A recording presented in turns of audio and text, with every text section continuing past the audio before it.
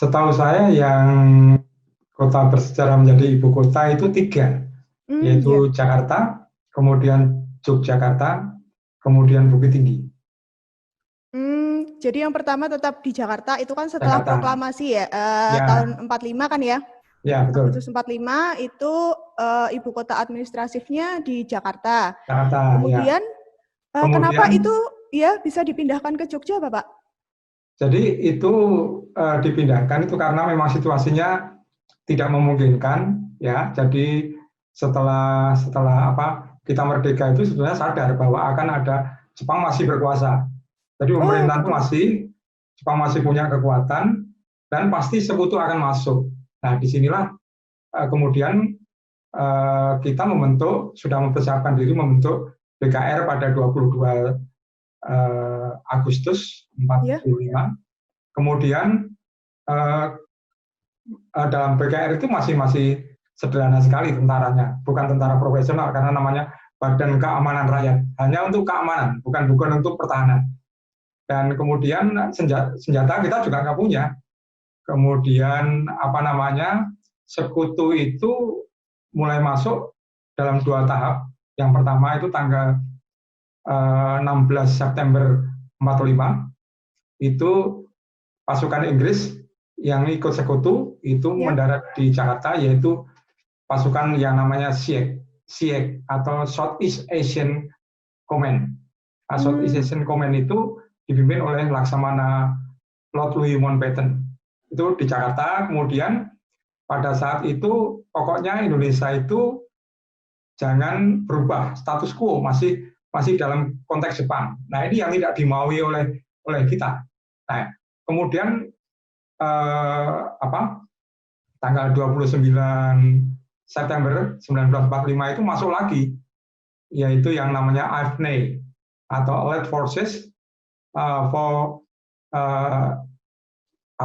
Netherlands East Indies. Oh iya. Nah, ini dipimpin oleh Sir Philip Christison.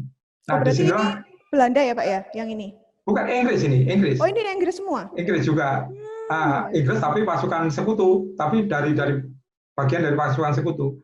Kemudian disitulah Nika masuk, Oh iya.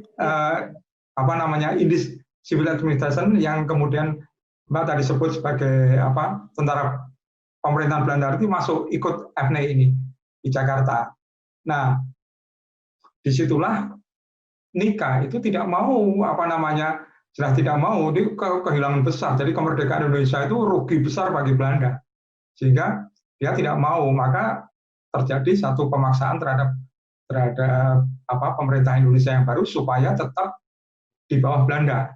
Nah, disinilah kemudian itu akhir September ya, 1945. Ya, akhir September. Kemudian kira-kira 1 minggu kemudian itu kita membentuk satu pasukan yang lebih profesional, tapi belum tentara ya.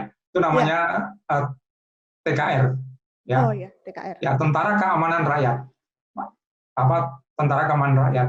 Masih keamanan, karena belum ada Menteri Pertahanan pada waktu itu. Nah, disinilah kita mempersiapkan, toh akhirnya tetap akan bertempur. Oleh karena itu dipersiapkan Tentara Keamanan Rakyat.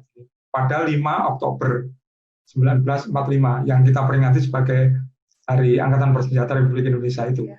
Nah, disinilah kemudian berkembang terus sampai akhirnya Jakarta tidak aman. Jakarta tidak aman, pemimpin tidak aman.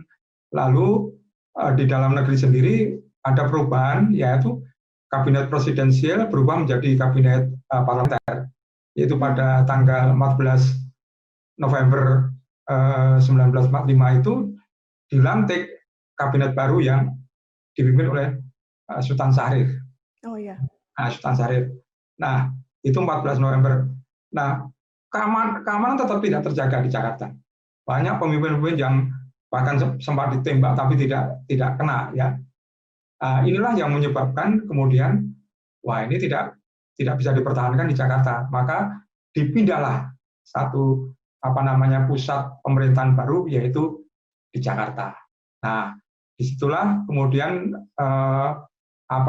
kabinet Syahrir itu hampir seluruh kabinet, saya katakan hampir seluruh kabinet itu naik kereta dalam keadaan gelap dari Jakarta ke Jogja pada tanggal 4